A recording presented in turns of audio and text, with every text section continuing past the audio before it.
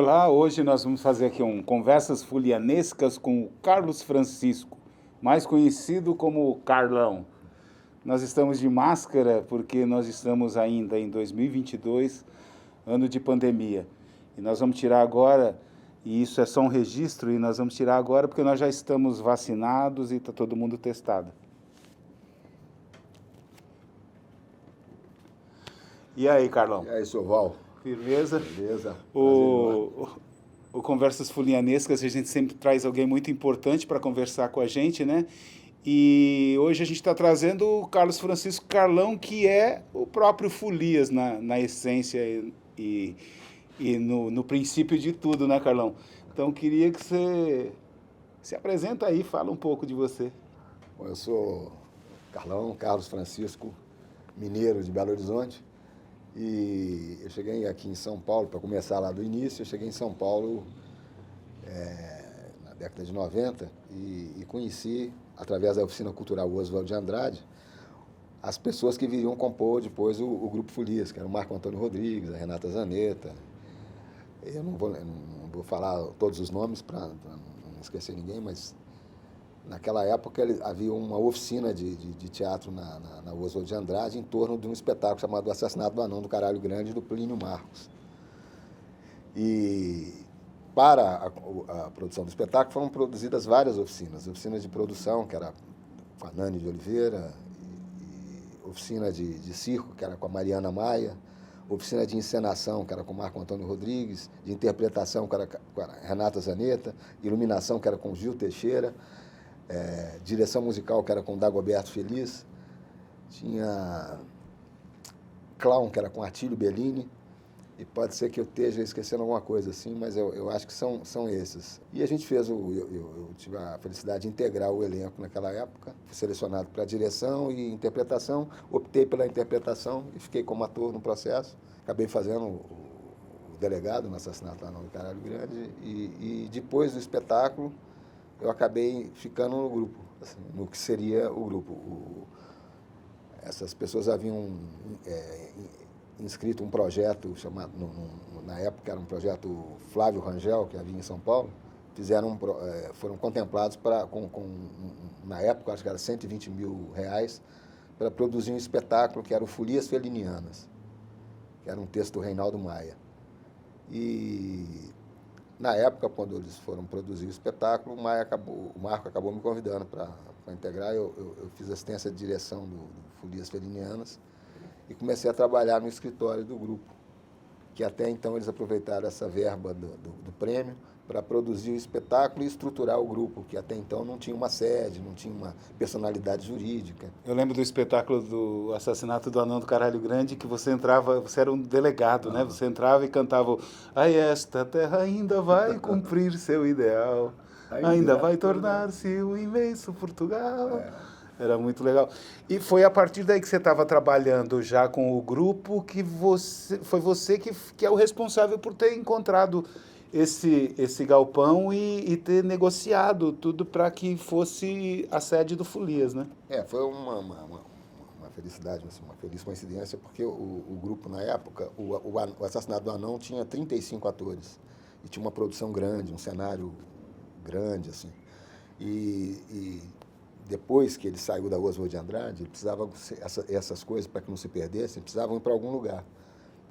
Então, na época, o produtor do Folias começou a procurar um espaço para alugar, algum lugar que pudesse, primeiro, produzir o espetáculo Folias Felinianas, produzir o cenário, as coisas, e segundo, guardar as coisas do Anão, né? Tentando achar um espaço, eu me lembrei de uma casa que eu conhecia, que era uma casa bonita que tinha na Eduardo Prado, e que estava sempre para alugar, assim, era uma casa que eles alugavam para eventos, emprestavam e tudo. E aí eu fui tentar essa casa emprestada para o grupo. Só que a casa tinha um pé direito muito baixo. Ela tinha uns arcos, assim, e aí, como o Anão tinha uma torre de 5 metros, assim, um andaime, eu falei, se no caso de ensaio, ele não vai passar em pé, né? Então não servia por causa da altura do arco. São Antônio, Lorenzini, fui me levar lá para ver a casa. E aí, quando eu fui muito animado, entusiasmado, falei, pô, achei um espaço. Vou chegar lá no grupo e falar, conseguimos um espaço. Aí, quando entra na casa aquele arco baixo, deu uma brochada, assim. E aí ele viu que eu fiquei tão decepcionado que eu acho que ele ficou pensando, falou, pô, arrumar outra coisa, né? E aí ele se lembrou de um lugar, que era esse galpão. Ele se lembrou de um galpão na rua Ana Sintra, que ele estava com uma pendenga judicial, porque ele tinha alugado isso, as pessoas não tinham pagado aluguel e eles estavam na justiça. Então ele não podia fazer nada com o espaço, não podia alugar, não podia fazer nada enquanto ele tivesse com esse problema judicial. E aí ele achou por bem que ele falou, ó, o que eu posso fazer é emprestar para vocês, se servir, vai lá dar uma olhada e tal, com o compromisso de que assim que eu precisar de volta eu peço, vocês me devolvem. E a gente veio aqui, o espaço era um galpão enorme. Assim. Tinha sido uma igreja Tinha antes, sido uma igreja evangélica. E a pendenga estava justamente com a igreja. Assim, eles estavam em processo litigioso com o pessoal dessa igreja. E tinha sido antes uma oficina mecânica e tal. E aí a gente acabou ficando por um período curto. Era para ser 6 meses, era para produzir a peça, guardar o Senado do Anão e depois devolver para eles. Só que nesse meio tempo, o Marco pediu, o Serrone fez um projeto de adequação do espaço. E a gente começou a negociar essa ideia com o pessoal da fundação. Falou, olha, que tal se a gente transformasse aquilo num espaço e tudo. Esse processo judicial se resolveu ao longo e ele foi renovando o comodato. Até que depois ele entendeu e achou bacana a ideia de produzir um teatro. E consolidou como um espaço na cidade, né? Mais um espaço na cidade. Então aí quando você conseguiu, né, esse espaço, o espaço não era assim. E aí passou por uma reforma. E queria que você contasse assim rapidinho como é que foi essa reforma, quem que colaborou, quem que... Só fazer uma pequena correção, porque é claro, eu tive a iniciativa de ir num lugar, de conseguir um espaço e tudo, mas a negociação foi feita através de muita gente. O grupo se empenhou em auxiliar nessas conversas e tudo. E o Marco, ele conversou com o José Carlos Serrone, o Marco é o Marco Antônio Rodrigues, né, diretor do grupo. Ele conversou com o José Carlos Serrone e o Serrone, que é um arquiteto especializado na construção e reforma de teatros e tudo, ele fez um projeto de adequação desse espaço para transformação nele numa casa, uma sala de espetáculo. E a partir daí a gente conseguiu vender essa ideia para a fundação, tornar o senhor Antônio, presidente na época, simpático à ideia e começamos num processo. A fundação entrou com parte dos recursos e nós começamos a produzir a outra parte. Então conseguimos madeira para o piso, ferro para as treliças e para a construção. E assim foi, a partir de doações. E aí o primeiro espetáculo que estreou aqui foi o Happy End? Foi o Happy End, da Elizabeth Hauptmann. Ele estreou em Curitiba, no Festival de Curitiba, e logo depois abriu a casa, no dia 14 de abril de 2000. Que vocês já ensaiavam aqui o espetáculo, já foi feito no espaço, né? O Folias Felinianas foi feito aqui, não estreou aqui ainda, assim, porque o espaço não estava pronto, ele estreou no Aliança Francesa, e o primeiro espetáculo foi o Happy End, assim, que depois desse Festival de Curitiba. Quando nós viajamos para Curitiba, ficamos lá cerca de 10 dias, nós saímos daqui, o teatro não estava pronto ainda, o palco não estava pronto e tal. E a gente voltou meio apreensivo. Pô, será que vai dar tempo dessa reforma ficar pronta? O engenheiro que era responsável pela obra, ele garantia que não ia dar tempo, porque ele achava que o palco precisava pelo menos 1 mês e meio. Mas o cenotécnico, na era era o Mário Márcio, já faleceu, era um grande cenotécnico. Ele falou, não, em 1 semana, 10 dias a gente faz. E fez mesmo. Aí quando nós chegamos, já estava pronto. Ele ficou impressionado, assim. O engenheiro falou, pô, os caras fizeram mesmo. E aí, depois disso, vários outros trabalhos, né, que foram feitos. Teve Babilônia, que também foi um projeto pela Secretaria de Cultura de São Paulo, né, com oficinas do mesmo, quase que o mesmo formato do assassinato do Anão, né? E depois, a partir do Babilônia, já também começou a coisa do fomento. Antes do Babilônia, teve, depois do Happy End, e a partir do Happy End também, com as músicas do Happy End, foi produzido um outro espetáculo menor, que até, na verdade, estreou antes para levantar recursos para o Happy End, que era o Surabaya Johnny. Era um espetáculo com músicas do Brecht, do Kurt Weill, porque os direitos, no caso do Brecht, você paga os direitos, no caso do Happy End, você paga os direitos da peça e os direitos da música. Então, como a gente tinha os direitos da música, o Marco achou por bem fazer um cabaré, que era mais ágil, menos complicado do ponto de vista cenográfico e tudo, do que o Happy End. E depois do Happy End estreou aqui também o Trono do Crono, que era da Gabriela Rabelo, dirigido pelo Dagoberto Feliz, um espetáculo infantil que fez muito sucesso. Você fez o Trono do Crono? Não, assisti. Não, você assistiu o Trono do Crono. Você entrou no Babilônia logo depois. E aí, na sequência, veio o Babilônia, né, que foi feito com, né, como você já disse, nesses moldes de oficina, que se tornou uma tradição do grupo, né? Quase todos os espetáculos produzidos tinham acompanhamento de vários oficineiros nas várias áreas de produção do espetáculo.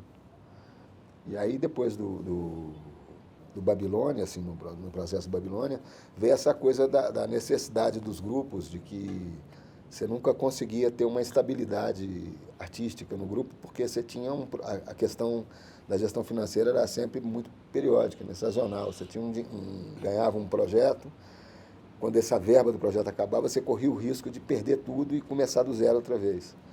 E aí os grupos começaram a discutir a possibilidade de uma lei que propiciasse a continuidade de trabalhos desses coletivos que já tivessem repertório, que tivessem sobretudo sede, ou mesmo que não tivesse sede, mas que tivessem repertório, para propiciar essa pesquisa continuada. E aí os coletivos redigiram, com apoio de um político na época, que era o vereador na época, Vicente Cândido, e aí esse coletivo era encabeçado pelo Reinaldo Maia, pelo Marco Antônio Rodrigues, pelo Luiz Carlos Moreira, pelo Edival Piveta e uma série de outros profissionais, e que redigiram essa lei com os formatos dentro dos moldes que ela é até hoje, e uma lei bem amarrada. E essa lei foi feito um trabalho de campo para que os vereadores pudessem aprovar essa lei. Então foi feito um contato corpo a corpo com cada vereador para conversar, explicar da necessidade da lei, e na época a lei foi aprovada por unanimidade, assim, com 100% dos votos. Uma coisa que eu acho que são duas coisas assim dessa lei que são interessantes. O fato dela ter nascido da comunidade para o poder público, ela não é uma lei que vem do poder público para a comunidade artística é que produz essa lei, corre atrás da sua implementação, e segundo, que ela é aprovada com unanimidade, né? E isso veio de um projeto que chamava Arte contra a Barbárie, né? Que o primeiro encontro da classe artística toda aconteceu aqui no Galpão do Folias, Sim. né? O Arte contra a Barbárie, na verdade, ele se reuniu aqui, mas ele se reuniu antes no Aliança Francesa, na sede do TAPA. A ideia do Arte contra a Barbárie, quando ele foi fundado pelos grupos, era um fórum em que os grupos pudessem discutir os trabalhos dos outros, do ponto de vista da excelência artística, do ponto de vista da questão ideológica. Era um fórum onde as pessoas pudessem assistir como colega, né, assistir com um olho crítico o trabalho do outro e conversar sobre o trabalho, sobre a questão artística. Só que a questão fundamental de sobrevivência se colocou à frente dessa questão da discussão artística. Uma questão, se não sobreviverem os grupos, não vão poder discutir sobre a questão estética, né? Então, por isso que a lei ganhou à frente e o Arte contra a Barbárie acabou virando um instrumento de mobilização política para a consecução da lei, né? No Babilônia você fazia um monge, né? José Celso, batizado pela Iná Camargo. Exatamente. Depois, no Otelo, você fez Montano e você fez o Otelo. Eu queria que você fosse falando um pouco assim da tua carreira, além de administrador e de administrador do espaço, de cuidador, de ser sempre o nosso contato com o exterior, sempre foi você que fez esse meio de campo e tal, com as coisas do Folias, né? A parte burocrática, a parte técnica. Eu queria que você falasse da sua carreira como ator, né, desses personagens que você fez. Bom, o Maia brincava, falava que eu era o embaixador dos pobres, porque a minha relação era com os movimentos sociais, eu me identificava mais com a gente tinha algumas ocupações aqui no entorno, então eu fazia sempre essa interlocução com essas ocupações e com esses movimentos, né, com a Central de Movimentos Populares e tudo. E os personagens, eles traziam um pouco dessa relação, né? Eles tinham muito dessas vivências, das coisas que eu apreendia nessas vivências, né? O Monge era um espetáculo do Reinaldo Maia, com direção do Marco Antônio Rodrigues, que procurava dialogar diretamente com o entorno imediato do galpão, porque ao lado, aqui embaixo do Minhocão, hoje ao lado do teatro, tem um terminal urbano, né, de ônibus, mas na época era uma cidade, era basicamente uma espécie de cidade de sem teto, assim, que eram as pessoas que ocupavam o centro, moradores de rua que ocupavam esse centro aqui, por conta do Minhocão ser um grande telhado, né? O Babilônia é a primeira tentativa de discutir com esse autor, de entender o que eram essas pessoas aqui em volta e tudo. E o monge era um morador de rua desses que eram, ao mesmo tempo, o elo religioso, né? Meio profano, meio assim, e era um bufão, e assim, foi um trabalho muito interessante. O meu primeiro contato assim, com a bufonaria assim, foi uma coisa muito, muito rica. Depois do Babilônia, eu acho que foi o Otelo. Foi Otelo. Você, como ator, foi Otelo. Aí eu fiz o personagem Montano, que era governador de Chipre, né? Que era de uma ilha, né? Que estava sendo atacada e que pediu apoio e socorro para o Otelo. Né? E foi um personagem bastante interessante, muito rico. Depois, no futuro, eu tive a possibilidade de fazer o próprio Otelo, uma terceira substituição de elenco. E foi aí que eu te substituí no Montano. E nós fazemos juntos o Otelo. Né? E era uma coisa muito interessante, que a gente, às vezes, tinha em cena essa coisa do olhar do grupo, né? De cuidar dos problemas que aconteciam, às vezes, na cena, dentro da cena, sem que as pessoas percebessem, a gente se organizar e desenvolver aquela coisa de se olhar e já entender e de se comunicar, assim, no sentido, vamos fazer tal coisa ali.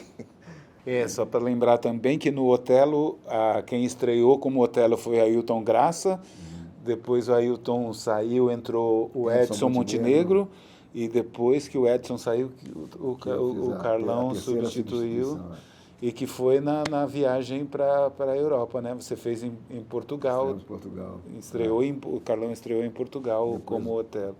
E depois fez aqui uma temporada aqui. Depois disso, Carlão, o que foi? Foi Oresteia, eu acho. Não, teve antes o do Shakespeare que a gente fez, o Cardenio. Que você fazia um personagem muito engraçado, que era um rico louco, né? Era um patriarca, né? Que era uma companhia de teatro. Esse projeto foi um projeto interessante, porque supostamente Stefan Greenblatt e um outro autor, que eu não vou me lembrar o nome, não vou nem tentar, eles encontraram um fragmento de um texto inédito do Shakespeare. E a partir desse fragmento, eles reconstruíram esse fragmento, complementando essa história, e fomentaram essa montagem por vários países no mundo. E aqui no Brasil, o Folias foi escolhido para fazer a montagem desse espetáculo. E depois eles foram assistir para ver como é que era a leitura desse fragmento ao longo do mundo, né?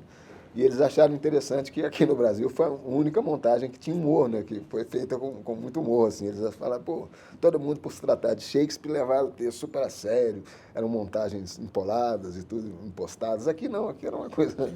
A gente já começou levando para a Serra da Cantareira, né? Já estava, era um grupo num sítio, era um sítio na Serra da Cantareira. Aí depois o Oresteia, né? O Oresteia, o Canto do Bode, era a trilogia do Ésquilo, contemporaneizada na história da América Latina, né? Na história da política da América Latina, e foi um trabalho bacana também, assim. Eram 3 atos, né? As 3 peças. Uma das coisas mais impressionantes era que você ficava um ato inteiro de estátua, né? O meu personagem morria no final da primeira peça, né? Aí o Marco me colocou uma estátua do Agamemnon, né? Era o Agamemnon que você fazia. Passava 50 minutos de estátua, né? E foi um processo muito interessante, assim, um trabalho que é de uma outra forma de aprendizado, né? De você ficar lidando com essa coisa do não movimento, mas ao mesmo tempo com muito movimento, porque era um carrinho de rodas, onde às vezes alguns atores se aproximavam, subiam no carrinho, e ele tinha uns movimentos de encontro, assim, um arranco, né? E aí você tinha que lidar com essa coisa de ficar parado, mas ao mesmo tempo treinar essa coisa de lidar com esses movimentos, né? Para não se desequilibrar e não cair. Então foi um exercício muito rico, assim. Foi um trabalho bacana. E no final, depois ele despertava e virava uma fúria, né? Aí ele saía...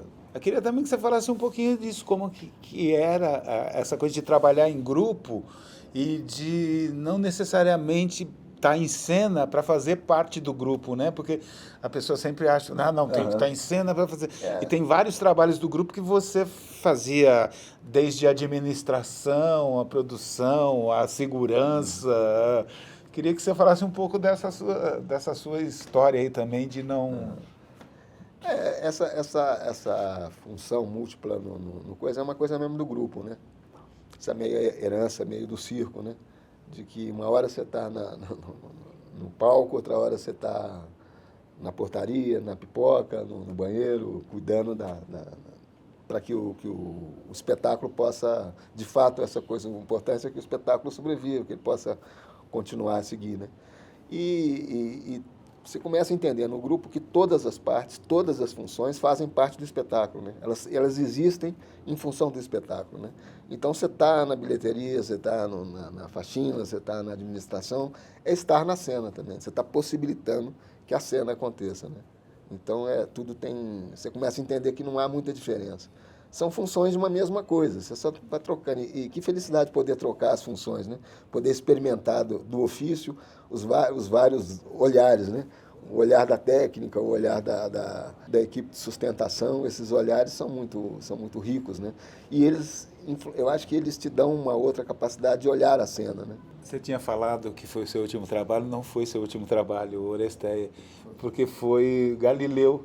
Teve que Galileu, justamente Galileu, e que justamente você tinha uma coisa da cena que você começava aqui no saguão e acho que agora que a gente foi falando nisso que muita gente vinha assistir e fala, pô, o Carlão tá aí, né, tal, tá. E às vezes demorava para perceber que o que você estava fazendo era a cena, né? No Galileu eu ganhei um prêmio uma vez, assim, que foi um público, uma pessoa que veio assistir o espetáculo, e que depois do espetáculo chegou pro Dago e falou, Dago, você devia dar uma chance para aquele cara lá da porra, porque o cara é talentoso, bicho. O cara fica ali, pô, você devia botar ele na peça. Isso foi um prêmio, assim. Eu ganhei um maior prêmio, que maravilha, né? O cara não se deu conta de que era um ator fazendo, assim. Mas era essa generosidade do Dago, assim, de possibilitar um espetáculo em que você pudesse colocar essa coisa, essa sua vivência mesmo do espaço, né? Dessa coisa da estrutura do espaço, na cena, né? E aí ele pediu que cada ator ocupasse um espaço do teatro e a partir de uma inspiração no texto você recriasse. E tinham cenas de todos os níveis, e todos os estilos, e cada uma mais rica que a outra.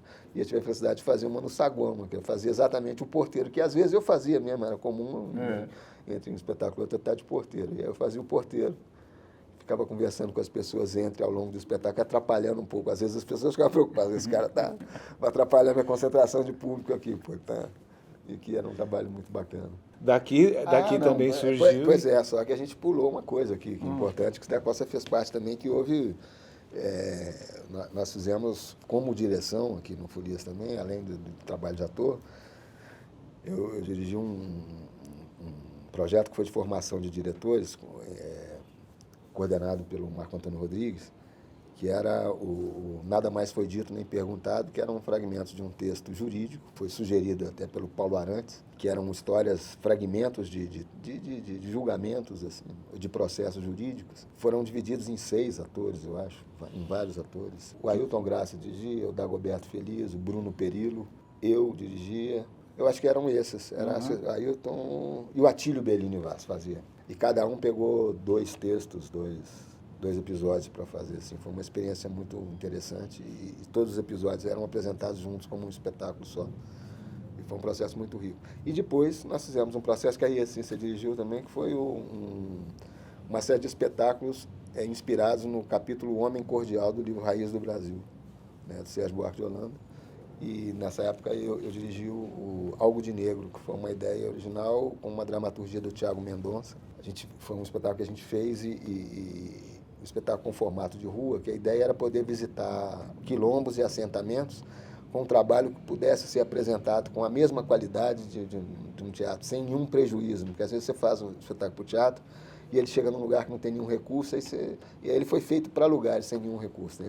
Os recursos estavam nele em si. Ganhamos um edital da Fundação Palmares, no 22º aniversário, estreamos lá em Alagoas, fomos visitar lá o parque, e depois itineramos pelo Vale do Ribeira, em vários quilômetros aqui de São Paulo, fomos a um assentamento. E o espetáculo foi mais visto fora do que até aqui. Apresentamos uma vez, eu acho, na frente do galpão, num festejo, depois foi só fora mesmo. E foi um trabalho muito rico. Você fez também na época, você dirigiu nesse projeto. Medida por medida do Shakespeare. Eu acho que isso é a essência de você trabalhar em grupo, né? De ter essas possibilidades também de atua, trabalha, trabalha no escritório, dirige, de fazer tudo. Acho que o Viagem na grupo... técnica com um outro espetáculo que você não faz como ator. Grupo proporciona essa coisa do trabalho, né?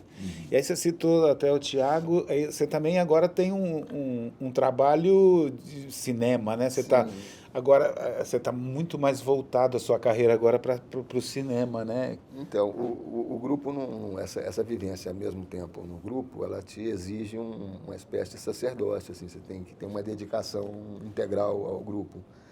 Então, na época, quando eu integrava o grupo, eu não tinha muita possibilidade de fazer cinema, eu tinha muita vontade e tudo, e não ia fazer sempre pequenas coisas. Em determinado momento, o Thiago Mendonça me convidou, ele havia me convidado para outros trabalhos menores e tudo, mas ele me convida para fazer um longa-metragem que eu já tinha exatamente quando eu me mudo para Belo Horizonte, assim. E aí eu tinha esse tempo de poder fazer, né? Que era os Jovens Infelizes. Aí eu faço Jovens Infelizes, já tinha feito uns outros trabalhos com o Thiago. E a partir dos Jovens Infelizes, depois eu comecei a fazer outros trabalhos. Eu fiz um trabalho com a Dirley, até foi por indicação do próprio Thiago, um trabalho com a Dirley e com o Maurílio Martins, Dirley Queiroz, lá de Brasília, e Maurílio Martins, da Filme de Plástico de Belo Horizonte. Era um filme sobre o Nelson Prudêncio, que foi uma coincidência também, porque o Nelson Prudêncio era um atleta brasileiro que foi recordista, medalhista de ouro por alguns instantes, porque o salto triplo ele tem uma fase classificatória que são 3 saltos. Então, ao longo dos 3 saltos, ele foi medalhista de ouro e foi vencido no salto seguinte. Então, ele teve o recorde e depois perdeu o recorde na mesma prova. E eles iam fazer um trabalho documentário com o Nelson Prudêncio, eles já tinham acertado tudo com ele. Só que na semana, quando eles iam começar a filmar, já tinham feito as locações e tal, tudo, o Nelson, infelizmente, ele faleceu. E aí eles me chamaram para fazer um radialista, que eles acharam uma maneira de manter o projeto, me chamaram para fazer um radialista que ia narrar a história desse Nelson Prudêncio. A partir daí, depois disso, eu comecei a receber do próprio Filme de Plástico, Maurílio Martins, o montador desse filme, que é o Gabriel.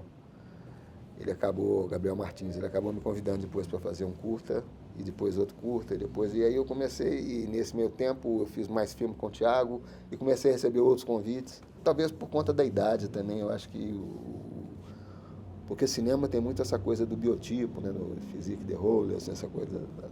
E eu acho que o fato de eu ter envelhecido, amadurecido, me favoreceu no cinema, assim, essa coisa de ter mais papéis para a minha idade, né? Com a minha cara, isso me ajudou. E eu tenho tido a felicidade de fazer bons trabalhos. E as pessoas têm me convidado para fazer mais trabalhos. E tem sido uma carreira interessante. Mas o teatro, sobretudo a minha formação aqui no Folias, me ajudou, contribuiu, assim, consideravelmente para que o meu trabalho no cinema pudesse ser minimamente consistente, né? E aí foi um período que... Foi a primeira vez que eu consegui me afastar do Folias e ficar 15 dias fora para gravar essa coisa do Nelson Prudêncio, e muito em parte por causa da minha grande parceira, Patrícia Barros, que segurou a onda na época, bancou, falou, não, vai lá que a gente segura a retaguarda aqui. Que foi uma grande companheira também de jornada, assim, a Patrícia, que era uma pessoa que segurava muito essa história, né? Eu tive o grande privilégio. Quem que era o núcleo, assim, Carlão, quando surgiu o Folias? Era Marco Antônio Rodrigues?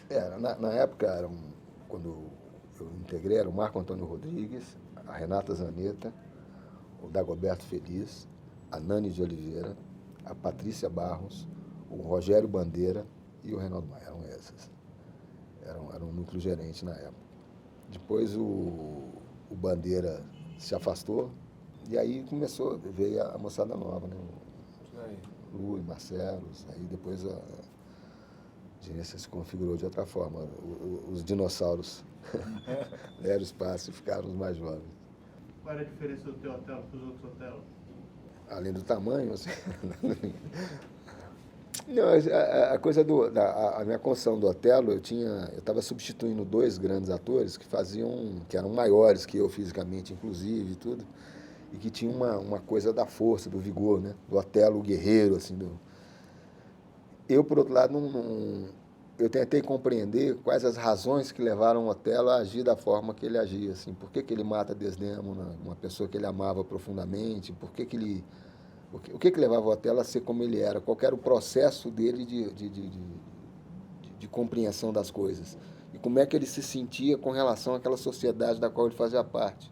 Em que, em determinado momento, ele percebe, no final, ele percebe ser instrumento de uso, né? Ele fala, pô, os caras estão me usando aqui. Eu achei que eu era um guerreiro e, na verdade, eu sou um pau-mandado, né? Sou um capitão do mato. E aí isso Então, a minha tentativa é, enquanto personagem, fazer esse processo de compreensão desse papel, né? Do cara que sai da coisa do guerreiro protagonista para a coisa de pau-mandado, de capitão do mato, assim. E no meio desse caminho, exatamente por a sua incompreensão, mata o grande amor da sua vida, né? A pessoa que... E aí como é que era esse processo? Você tem que compreender isso no processo do Otelo. Mais do que olhar para o guerreiro, que já havia sido retratado por tantos atores. Né? Fala um pouco desse lugar que vocês tinham aqui também. Da senzala? Não pode mais, né? Não pode mais falar senzala. Pode, preto pode. Eu posso falar qualquer coisa. Posso chamar o cara de preto. Não, mas eles não chamam mais aqui de senzala. Vocês não chamam? Não, mas na nossa época era. Eu tenho a liberdade poética que de a chamar. gente brincava, por exemplo, que o elenco principal ficava no camarim. E a gente brincava que nós éramos da senzala, né? Não fazia a gente ficava aqui o nosso camarim era aqui. Então no corredor. O meu era ali atrás da janela, no corredor. O pessoal fala, por que não? Eu gosto que é aqui, eu sou sem teto, eu sou sem camarim, sou descamarinzado.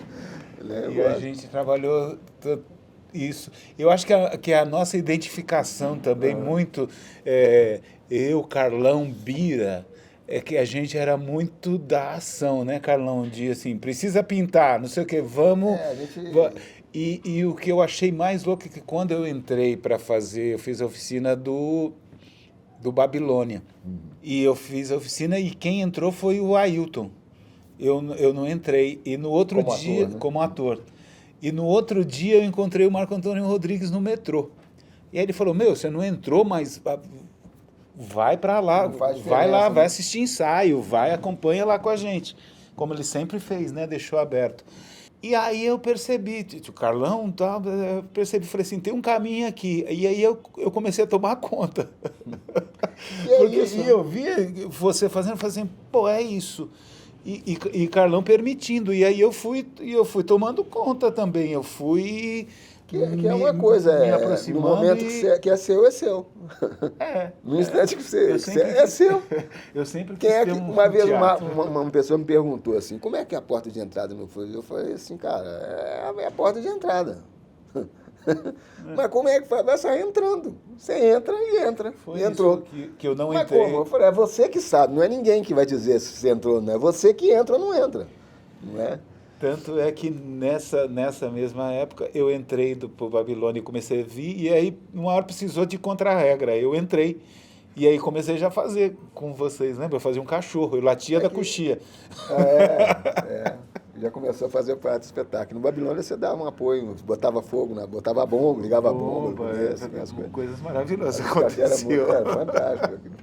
Mas essa coisa a gente brinca da senzala, é porque nessa coisa de teatro de grupo, você tem pouco recurso. Então, às vezes, você precisa pintar um negócio, não tem dinheiro para contratar um pintor, né? Dá mal para comprar tinta. Aí você mesmo pinta, né? Você tem essa disponibilidade. E aí você começa, à medida que você tem mais disponibilidade que o outro, você começa a assumir que determinadas funções vão sobrar para você mesmo, né? Teve uma época aqui, na época do Folia Serenina, o Marco uma vez brincou comigo e falou, meu sonho é nunca mais te ver com esse macacão, porque tinha um macacão azul que eu comprei, que eram uns presidiários que faziam ali perto do Sesc, tinha um negócio, uma loja, agora fechou, mas tinha uma loja lá. E eu fui um dia que comprei um macacão azul que era enorme, que eu podia vestir por cima da roupa. Eu, assim, sem ter que trocar, eu botava o macacão e saía, aí depois tirava o macacão, estava com a roupa limpa, né? E aí era um pouco esse apetite de você fazer essas coisas, né? Então, as pessoas que tinham mais esse apetite que outras, a gente brincava e falava, eu quero o povo da senzala, né? Nessa estava o Bira, estava você, né? Estava eu. Mas eu lembro também quando a coisa da idade, né? Eu lembro que a gente inaugurou o Sesc Belenzinho com Oresteia. Aí você lembra, na volta, assim, você fazia um espetáculo, eu era assistente de direção, mas você fazia um espetáculo de 3 horas e depois a gente tinha que desmontar e carregar tudo. Eu lembro quando a gente chegou e falou assim, vamos pagar para Festival alguém, de São José do vamos Rio pagar Preto. para alguém descarregar, porque a gente já não isso tem foi mais lá. ideia. Não, a gente foi para o Festival de São José, a gente foi para um Festival de São José do Rio Preto, que é isso que você está falando, com Otelo, e a gente foi fazer Babilônia. Então nós apresentamos, o Otelo acabou aqui, sei lá que horas, 3 horas e meia depois, nós desmontamos o Otelo, aí colocamos Babilônia, carregamos Babilônia no caminhão e viajamos de ônibus para São José do Rio Preto. Chegando lá em São José do Rio Preto, nós, antes de fazer qualquer coisa, de ir para o hotel, a gente foi para o teatro, descarregar o caminhão e montar o Babilônia. Aí nós montamos o Babilônia, só então a gente foi dormir e comer e acordamos bem cedo. Acordamos bem cedo e fizemos um ensaio técnico, depois fizemos uma passada. Quando acabou a passada, eu pensei, vou descansar. Não, não vai, porque o público está entrando. Aí nós já tivemos que parar, nas posições, o público já entrou. Fizemos uma sessão. Aí eu pensei, pô, agora vai dar para... Não, não dá, porque vai ter uma segunda sessão. Nós fizemos 2 sessões. Terminada a segunda sessão, nós desmontamos tudo, botamos tudo no caminhão para viajar de volta. Eu falei, isso era meio insano, né? Mas esse do Belenzinho, eu lembro o dia que a gente... Assim, não foi uma desistência, mas assim, nós não temos mais idade para carregar essa coisa. Era pesado o cenário, a gente tinha que dar uma volta. Pô, bicho, não rola. Os caras agora, o tempo chegou, né? Agora tem o Lu, tem a Gi, tem o povo todo. Tudo forte. Só fazer um comentário que a gente fez, eu não sei se gravou, que era a coisa da senzala, né? Que é politicamente incorreto, talvez, vocês adotarem o termo senzala e tudo. Mas é um lugar... no Algo de Negro teve uma coisa de que a Renatinha, que era uma atriz negra e tudo, ela falava com o Regis, que é outro ator negro, ela falava assim, ô negão, sai pra lá que não sei o que lá, uma expressão, em algum momento ela falava negão e tal. Aí a Suzana, ela foi substituir a Renata em algum momento, e a Suzana Aragão, ela é branca. E aí a mesma fala eu substituí, eu falei, você não pode falar, ô negão, vem cá, porque vira outra coisa. A Renata falando isso com o Regis tem uma conotação. A Suzana falando isso com o Regis tem outra conotação. Aí ela não pode, tem que trocar o texto. Aí, no caso da senzala, eu digo a mesma coisa. A gente dizer senzala, eu dizer senzala, eu posso. Não tem problema nenhum. Posso falar senzala, falar, né? Mas que dependendo do olhar, você vira preconceituoso. Eu não estou sendo preconceituoso.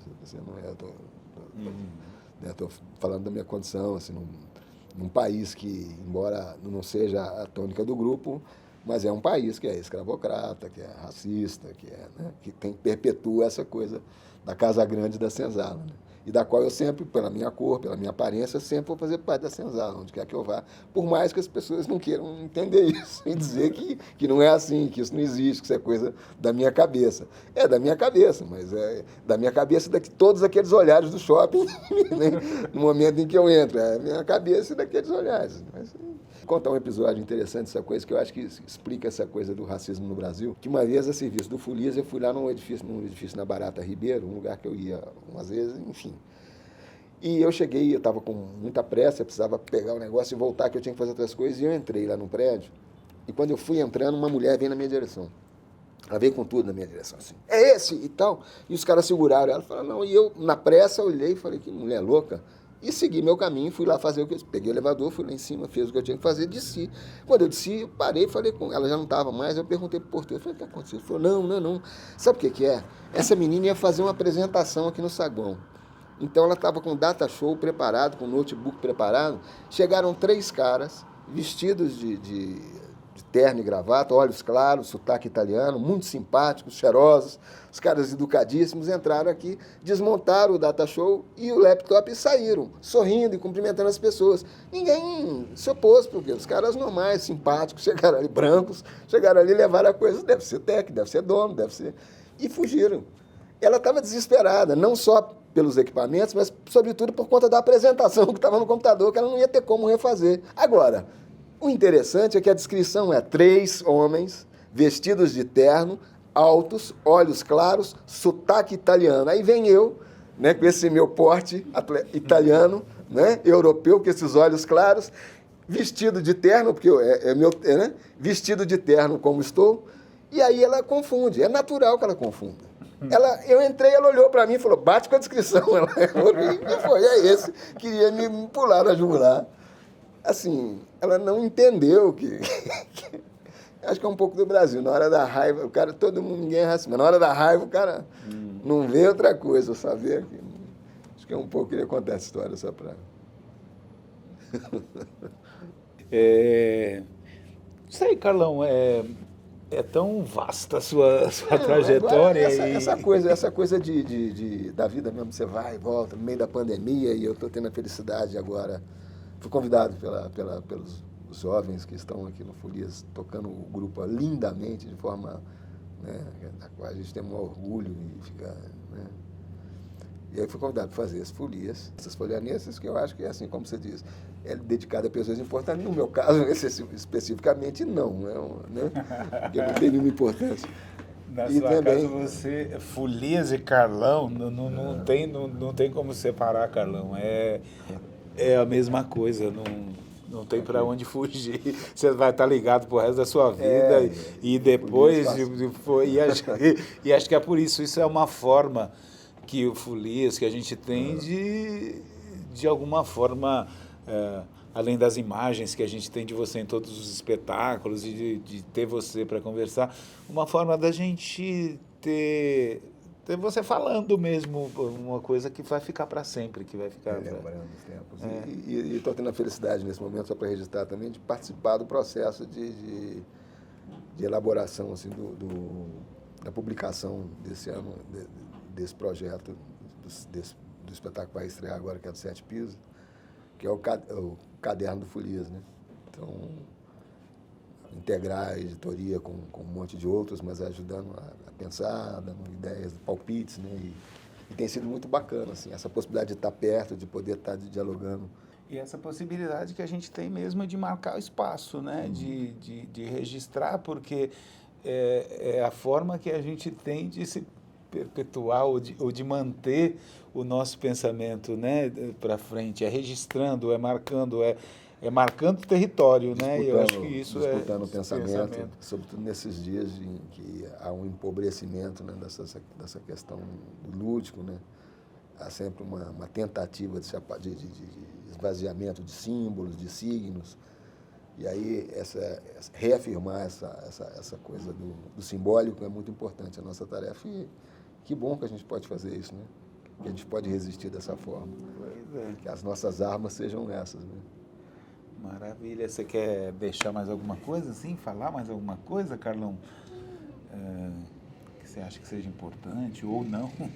Eu queria só agradecer mesmo o convite, essa possibilidade de estar aqui. É um prazer enorme, é uma alegria imensa, é um orgulho absurdo fazer parte dessa história, poder dizer, sou folião. Isso aí. Isso aí. Agradecer. Maravilha. Carlos Francisco. Val Pires. Ali na câmera tem o Thiago Mendonça, tem o Lilo, ali o seu Lui, ali a Gi. Tá um monte de gente aqui em volta. Um pouquinho, o povo quer saber qual dos dois foi retratado nessa obra aí atrás. Eu não fui. Isso aqui, ó. É por Maia, tem a ver com Maia. Para Maia aqui embaixo. Olhos claros. Você está perguntando qual dos dois. Eu acabei de contar essa história. Com olhos claros. Aqui pode até... Tirando, mas com essa barriga daqui para cima. Não, minha barriga também é legítima. Eu não divido no meio. Minha barriga é uma barriga inteiriça. Não tem essa divisão, não. É barriga mesmo, assim.